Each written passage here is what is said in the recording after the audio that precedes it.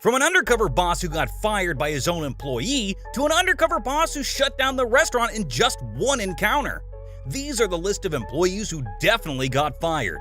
And we're starting with one of the craziest showdowns ever.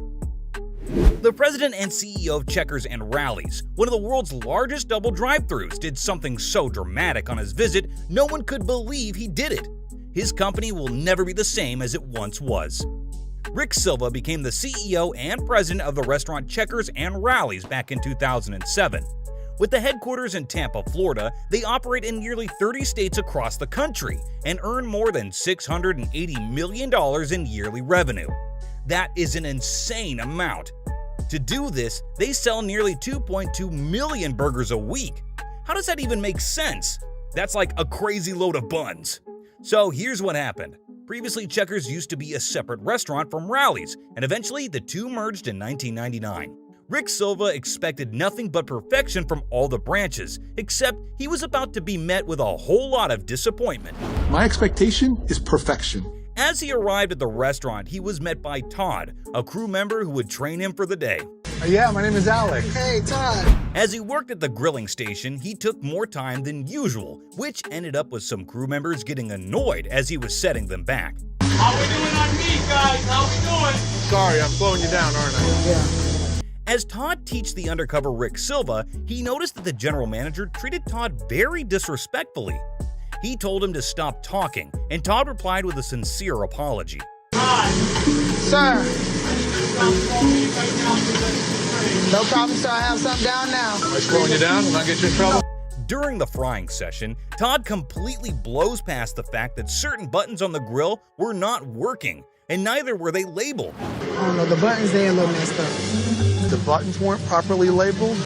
Rick was clearly annoyed as the company had strict protocols that needed to be followed. We have very strict standards in terms of how the product should be cooked. That's why we have all those timers. They weren't following our procedures.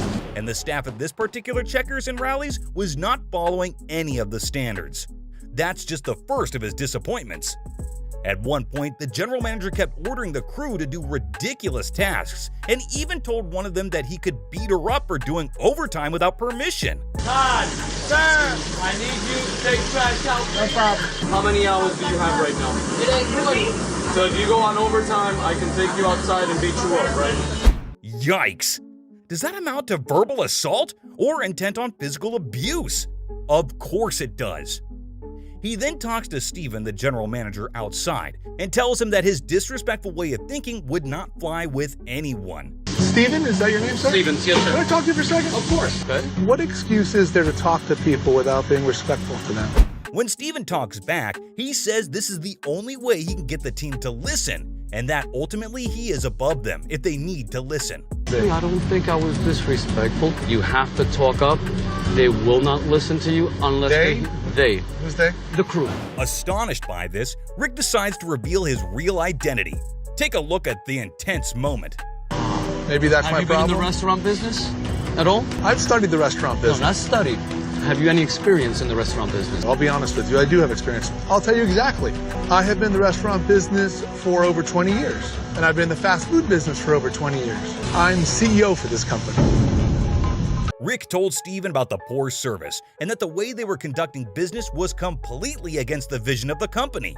And finally, he decided to do this. I know exactly what it takes to run a restaurant like this, and guess what? I know the right way to do it, and I know the wrong way to do it. And what I saw here today is completely the wrong way to do it. Right now, you're not doing the job to our standard, and so you don't belong in that restaurant. Right here, right now, we're going to shut the restaurant down. More than one employee got fired that night. With that, let's move on to this next one. Which will you question ideal work ethics? GSI Commerce is a huge e-commerce company that backs up some of the biggest US retailers. Michael Rubin, the CEO, always loved. He opened his first real store when he was 14, and by 21, he was earning hundreds of thousands in revenue. That's some story now, isn't it? By the time I was 14, I opened my first ski store in a retail shopping center. Matt then points out to him that the shipping company will not be happy if they open the truck and everything falls out. Whoa, that's crazy now. However, when he starts, he is quite slow and puts them back in terms of efficiency. He comes back to let him know that he has made quite a few mistakes with the packaging in terms of the labels and stickers. Hi. Hey, Gary. This one here, they've got the label on the bottom of the box. That's obviously something cannot happen. This one here. Sorry. But what he did next was something nobody would have expected. Take a look. Between the issues with the boxes and your numbers, we no longer need your services.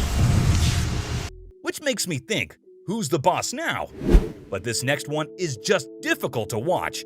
You will not believe what happened till you see it.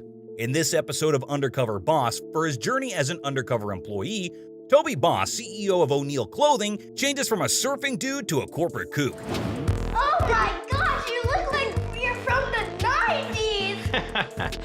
However, things take a very different turn from what he expected. When he enters his retail shop as Frederick, he is met by Jesus, the seasonal sales associate at O'Neill's. Right off the bat, Jesus thinks Toby looks like an old high school principal with a very bad mustache, and even makes fun of his outfit. Frederick looks like a high school principal, unfortunately. Really dorky running shoes, but I mean... Toby was taken aback with Jesus' behavior, as he was very casual with customers, and as CEO, Toby expected his employees to be doing better.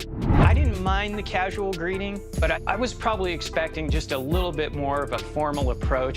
As Jesus showed him the ways of the store, it became very clear to Toby that Jesus did not know what he was talking about.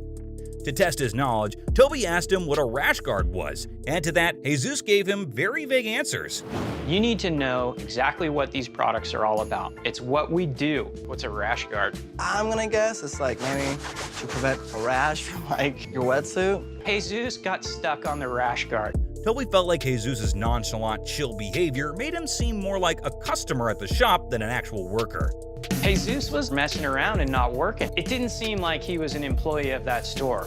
Jesus tells the camera that Frederick, aka Toby, is pretty old school and uptight, and that maybe if he smoked a little, he would be way more chill. Frederick is a little stiff. Probably needs to hit a bowl and relax. This was definitely not workplace appropriate behavior, and he may have just given himself the grounds for getting fired. The two delve into some small talk, and out comes the truth. And if all that was not enough, take a look at what he had to say next about the store itself. Me personally, I wouldn't stick a lot of this type of clothes in here just because, straight up, man, it's just a douche brand. This style right here, it's dead. It's done. He straight up trashed the store he was working at to the owner himself. We could not imagine being in Jesus' position at this point. Things, however, only seem to get worse as things progress at the O'Neill store. When they chat, Jesus tells Toby that the clothes seem lame and that they need to do better. And worst of all, he said he would never be caught wearing them. What an insult to the owner. You would never see me wearing an O'Neill shirt. Jesus did not stop there. After talking badly about the store, he went on to talk about something so completely unprofessional at the workplace which shocked everyone. Take a look. All right, buddy. Nobody calls me buddy. Smoke weed, I'll drink. Come in, smoke a bowl before work just to calm down. Sorry, what was that? I know how to grow some really good weed if you're really interested. Jesus even went on to suggest that Toby, who was still undercover, should open dispensaries for narcotics, which made him extremely uncomfortable. You have knowledge in medicine, right? A little bit. Have you ever thought about opening a pot dispensary? This was definitely one of the worst experiences a CEO could face, but Toby held it together. Before we move on to the last one on the list, if you enjoyed today's video, do not forget to like, share, and subscribe to our channel. Now, last but not least, we have a manager who is just despicable to those under him. It will shock you. Hooters is one of the most famous chain restaurants in America, headquartered in Atlanta. They have 500 different restaurants in nearly 27 different countries. Kobe Brooks, the president and CEO of Hooters, went undercover in Texas to see what being an employee in his company would be like. At first, he starts off in the kitchen and is shown the ropes by David. While moving the heavy carts, he experiences a little bit of trouble as he ends up breaking some mugs, but he's able to keep things going as he gets a hang of things. The next day, he meets the general manager of the restaurant, Jimbo. However, as the two get to talking, Kobe realizes Jimbo is not really a nice guy, and he definitely was not made for the leadership role. All right, ladies, this is Scotty, okay? You can call him Scooter, all right? He would talk to the waitresses really rudely and would openly comment on them, which made things uncomfortable for everyone. My, those are some non-glamorous nails you have. Have a seat. Although the waitresses are one of the unique selling points of Hooters, Jimbo calls them products and says every morning he must check their uniforms to make sure they're not putting out inferior products. This line completely shocked Kobe. We're not going to put out an inferior product, and it all starts with the girls with Hooters. When the rush hour gets over, less staff are needed at the restaurant. Jimbo, however, felt that to decide who can get cut, they would all have to play his games, and only the winner would get to leave. When Kobe asked him if they would be okay with that, what Jimbo had to say was shocking. So maybe we'll do a bean eating contest, you know? Right? Sucker down, good times, all right? They seem to like. Hey, no rules. No rules. Okay? Girls are spoiled, man, so they're all prima donnas. Jimbo's management style horrified Kobe, so much so that he had to resort to this. Come on, girl, who wants to go home? The things I saw today were inappropriate. They were wrong. I don't want any part of it. Out of all the employees, who do you think definitely deserve to be fired? Let us know in the comments down below. Thanks for watching, peeps.